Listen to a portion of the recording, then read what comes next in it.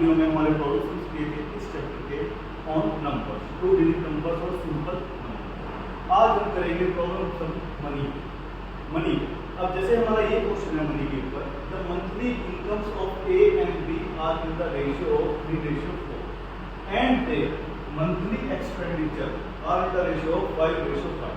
If each saves ₹5,000 per month, find the monthly income of each. तो आप देख रहे हैं कि इसमें क्या दे रखा है, इसमें दो पर्सन की मंथली जो सैलरी है, इनकम है, उसकी रेशियो दे रखी है और उनके जो एक्सपेंडिचर है, जो उनका खर्च है, जितना वो खर्च करते हैं, जैसे मंथली रेंट हो गया, हाउस का कुछ भी है, एक्स्ट्रा कार का पेट्रोल हो गया, उसकी क्या दे रखी है रेशियो। फिर क्या रखा है, ये क्या करते हैं, सेव करते हैं ओनली 5,000 रुपीज पर। अब जो कैसे सोल्व करेंगे, सबसे पहले हम मान लेते हैं लेट द इनकम, दोनों की इनकम की, let the ratio of income. हमने क्या रेशियो दे रखी है, तो हम उसकी रेशियो को मान लेते हैं x, ₹x। हम रुपीज जरूर लाएंगे याद रखना, क्योंकि हम कॉस्ट की बात कर रहे हैं, पैसे की बात कर रहे हैं। फिर हम मान लेते हैं एंड द एक्सपेंडिचर,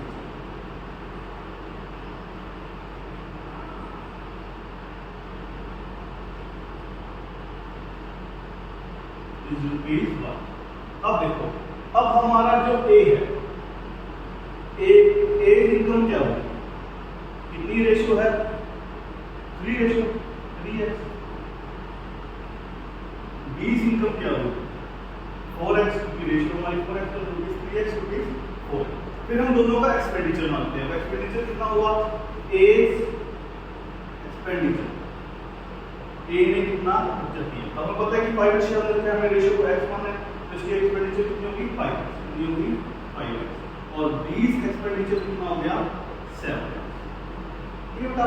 अब देखो, अब ए ने इतना कमाया, इतना खर्चा, अब ये खर्चा है ना, सॉरी यहाँ पे y आएगा, ये खर्चा है ना इसमें, तो 3x माइनस 5 है। क्यों, अब मैं फॉर एग्जाम्पल मैं 10,000 रुपये कमाऊंगा, उसमें से मैं 3,000 मेरा खर्चा, तो मेरे ख्याल से मुझे 7 है।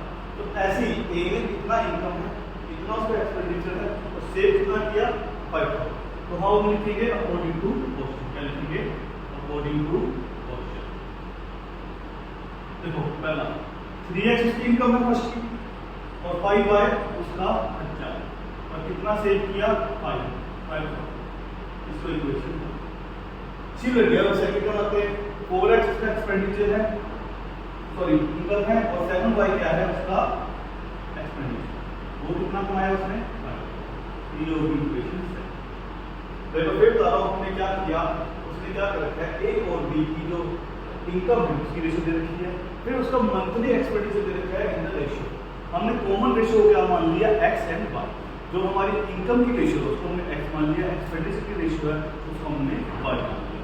फिर हमने दोनों की एक्सपेंडिचर निकाल ली और दोनों का इनकम निकाल ली। फिर हम क्या करेंगे, इनकम से अगर हम एक्सपेंडिचर सब्ट्रैक्ट करते हैं तो हमारे पास क्या बचता है, जो हमारी सी। अब इसको सोल्व कर देते हैं।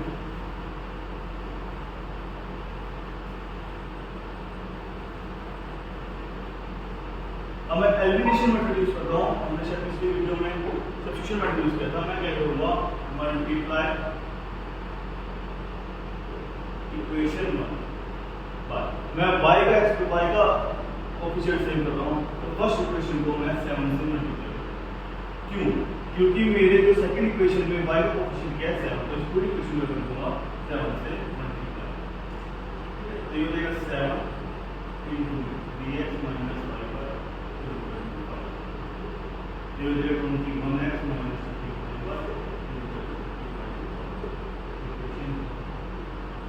मल्टीप्लाई इक्वेशन 2 y के 5, क्योंकि फर्स्ट इक्वेशन में y का कोएफिशिएंट क्या था, 5, तो हम इस पूरी इक्वेशन को मल्टीप्लाई कर देंगे 7।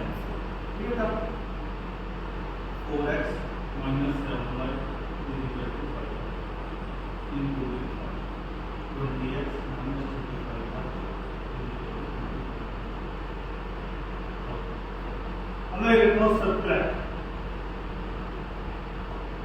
Equation by I am with elimination method. By elimination method में यहाँ से y को एलिमिनेट करके x की वैल्यू निकालूंगा, फिर सब्स्टिट्यूशन से मैं क्या करूँगा, जो x की वैल्यू है वो किसी भी इक्वेशन में पुट करके y की वैल्यू। तो हम क्या करते हैं यहाँ पे 21x minus 35y equal to 35,000. 20x minus 85y equal to 25,000. अगर आपको आइटम दिया हो सब्ट्रैक्ट करते हैं तो नीचे वाली इक्वेशन से ऐसे करते हैं ये जो प्लस में वो माइनस में, जो माइनस में वो प्लस में। 21 को 20 गया 1x कर दिया इक्वल टू 10 हो। हमारी x की वैल्यू क्या आ गई 10 हो। देयरफॉर एज इक्वल कितनी हुई 10,000 इनटू में हमारा होता था 30,000 और 20 इक्वल कितनी हुई 4 इनटू में 10 40। ये है हमारा प्रॉब्लम सॉल्व 1। अब इसके बाद प्रॉब्लम सॉल्व दूसरे जगह।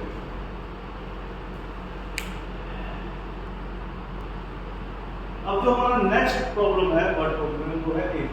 अब जैसे हम दो क्वेश्चन की एज को कंपेयर करते हैं, ठीक है, तो अब हमारा जो नेक्स्ट प्रॉब्लम होगा एज। जैसे ये क्वेश्चन है 5 years ago a man was 7 times as old as his son। अब हमारा किससे कंपेयर करता है एक आदमी और उसके बेटे, ठीक है। तो हम सबसे पहले क्या मानेंगे let the present age of maximum बच्चे क्या करते हैं प्रेजेंट एज पे, तो हमें हमेशा क्या माननी है प्रेजेंट, क्योंकि हम मौजूदा एज निकाल रहे हैं। एज तो कोई भी हो सकती है पिछली अगली, लेकिन हमें कौन सी निकालनी है तो प्रेजेंट, तो वो मान लेते हैं हम x ईयर्स ऑफ, ठीक है। उसके बाद हम मानते हैं and the present age of y years. बेटा पीछे यूनिट जुड़वानी है, यूनिट के बहुत इंपॉर्टेंट होते हैं, यूनिट के बिना मार्क्स करते हैं क्वेश्चन अधूरा होता है, ठीक है। अब अकॉर्डिंग टू फर्स्ट एक बात याद रखना कि एजिस वाले इसमें हैंड्स, अबोव, आफ्टर, बिफोर ये जो होता है। हैंड्स और आफ्टर का मतलब बाद में, मतलब बाद में, और अबोव और बिफोर मतलब पहले। जैसे अब से कहे 5 years मतलब 5 साल पहले। अगर हम बात करें 5 साल पहले, दोनों की एज में 5-5 साल माइनस होगा, दोनों 5-5 साल पहले। और हम बता रहे 30 years हो तो 5 साल पहले कितना था 25 years। तो मैंने क्या किया अपनी एज में से 5 years को माइनस किया ऐसे। अब कहता है 5 years हो गए मैन वॉज 7 times। वो कहता है कि 5 साल पहले एक आदमी अपने बेटे से 7 गुना था, अब 7 गुना बड़ा था। इसका मतलब अगर हम अपने बेटे को 7 से मल्टीप्लाई करते हैं तो 2 हो जाएंगे, है ना। छोटे में मल्टीप्लाई करते हैं तो हम 16 लेते हैं, सिंगल वैल्यू बनाते हैं।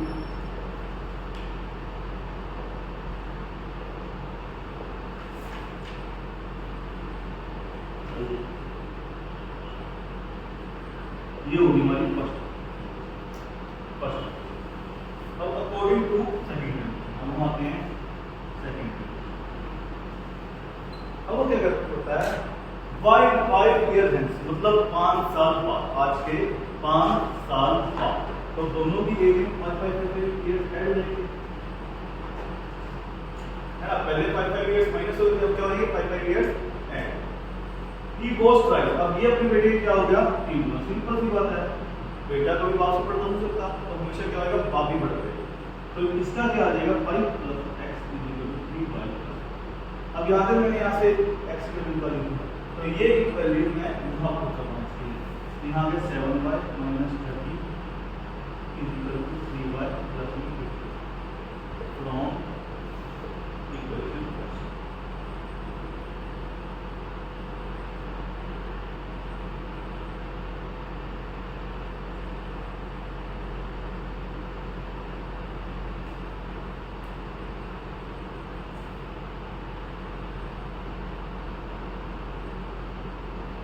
जो यहाँ प्लस 5 है, ठीक है। तो ये आ जाएगा 7y - 25 + 3y + 15। तो 7y क्या आ गया -3y 15 + 25 4y = 40। तो y कितना आ गया 10। मेरे स्कूल को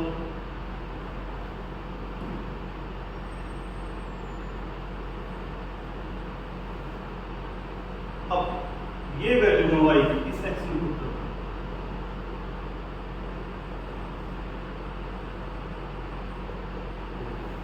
therefore the present age of father equal to 40 years and the present age of son is equal to 10 years. आज हम इतने करेंगे। Thank you.